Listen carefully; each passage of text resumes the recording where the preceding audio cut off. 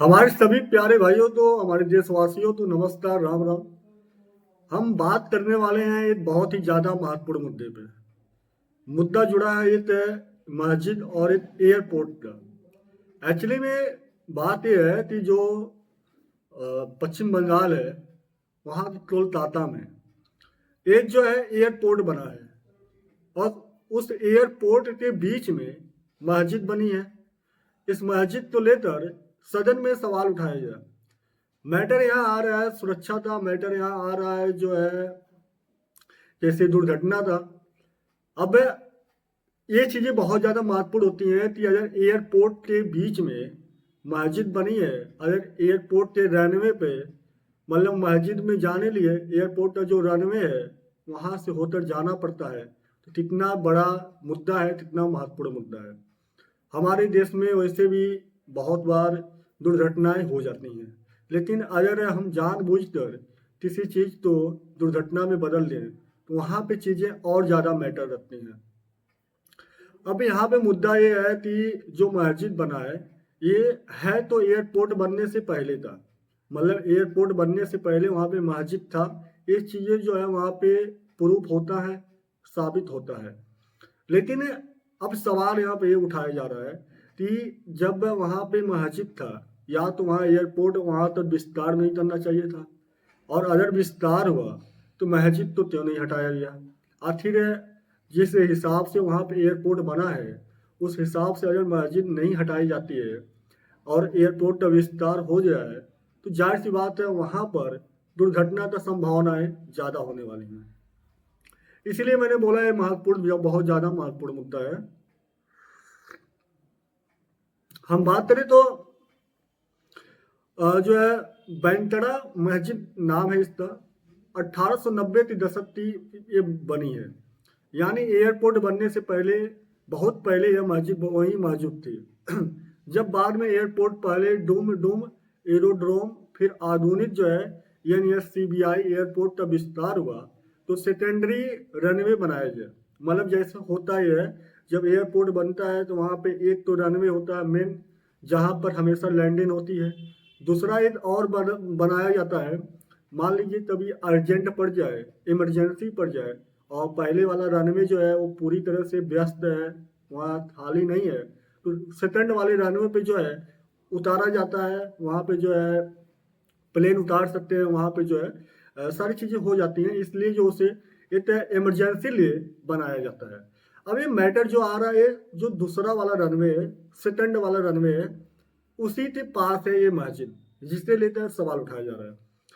यानी मस्जिद पहले से थी, एयरपोर्ट और रनवे बाद में बने, इस वजह से मस्जिद तो एयरपोर्ट परिसर में शामिल कर लिया गया। जमीन अधिग्रहण के वक्त मस्जिद तो हटाने या स्थानांतरित करने की बजाय उसे वर्तमान स्थान बनाए रखने की लिखित व्यवस्था की गई थी। स्थानीय लोगों ने बताया है कि मस्जिद एयरपोर्ट की जमीन की डीड में दर्ज है, इसलिए मस्जिद बनाकर नहीं बल्कि पहले से ही मौजूद होकर एयरपोर्ट में रह गई। जिन भूमि का उपयोग बाद में एयरपोर्ट के लिए हुआ हुआ है मतलब पहले मस्जिद था, उसके बाद जो है उस भूमि का उपयोग जो है एयरपोर्ट के लिए हुआ। अब क्यों हो रहा है सुरक्षा और ऑपरेशन का विवाद। हम उसी चीज पे बात कर रहे थे कि आखिर क्यों ये ज्यादा इतना सुरक्षा का मैटर जो है सामने आ रहा।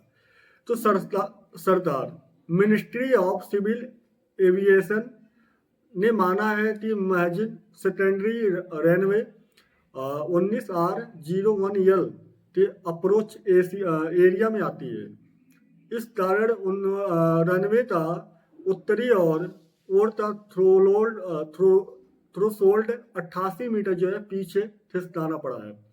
इस बदलाव से सेकेंडरी रनवे पूरी क्षमता से उपयोग नहीं हो पाता है।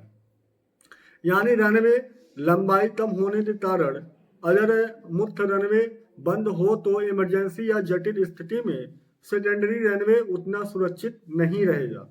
इसके अलावा मस्जिद की उपस्थिति ने नेविगेशन सुविधाओं और विशेष रूप से साउथर्न एंड पर ILS जो होता है ना नेविगेशन सुविधा, उस पर भी जो है उसका फर्क, मतलब उस पर भी दिक्कतें आ रही है, स्थापित करने में बाधा पैदा हो रही है। इस वजह से खराब मौसम के दौरान लोडिंग लैंडिंग व टेक ऑफ के दौरान सुरक्षा जोखिम का डर जो है बढ़ जाता है। सुरक्षा एजेंसियों ने ये चिंताएं जताई हैं कि मस्जिद जैसी पब्लिक असेंबली व धर्मस्थल समिति जो है के लोग रनवे के इतनी नजदीक होने या सुरक्षात्मक दृष्टिकोण से जोखिम भरा हुआ है। अब इस पे जो है क्यों आखिर इस पे विवाद उभरा, हम उस पर बात करें जाए तो 3 दिसंबर 2025 को संसद में राज्यसभा यह मुद्दा उठा कि समित भट्टाचार्य बीजेपी ने पूछा कि इतनी संवेदनशील जगह पर मस्जिद कैसे बनी है, सुरक्षा व ऑपरेशन पे असर क्यों नहीं पड़ा है। एमओसीए ने लिखित जवाब में मस्जिद के रनवे की उपरोक्त दिक्कतों को स्वीकार कर लिया।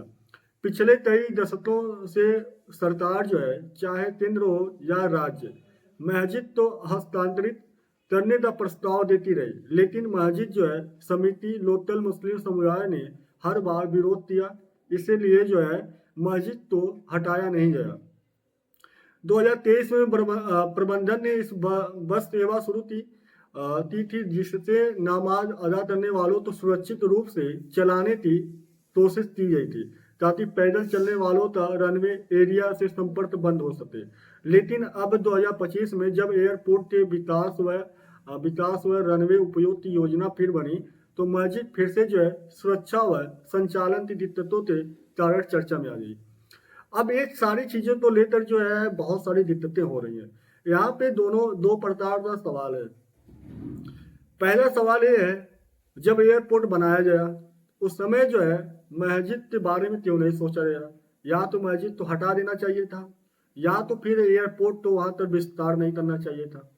अब यहाँ पे एयरपोर्ट भी बन चुका है, मस्जिद तो परमिशन भी मिला, दोनों चीजें हैं, लेकिन अब वहां पे जो सुरक्षा की दृष्टि से बहुत ज्यादा महत्वपूर्ण हो चुका है कि वहां पे जो है रनवे होते हुए जो है मस्जिद में जाने वाले लोग हैं, फिर जो है वहाँ पे नेविगेशन जो सुविधा है उसमें प्रॉब्लम हो रही है, सेकेंडरी जो रनवे है वहाँ पे प्रॉब्लम आ रही है।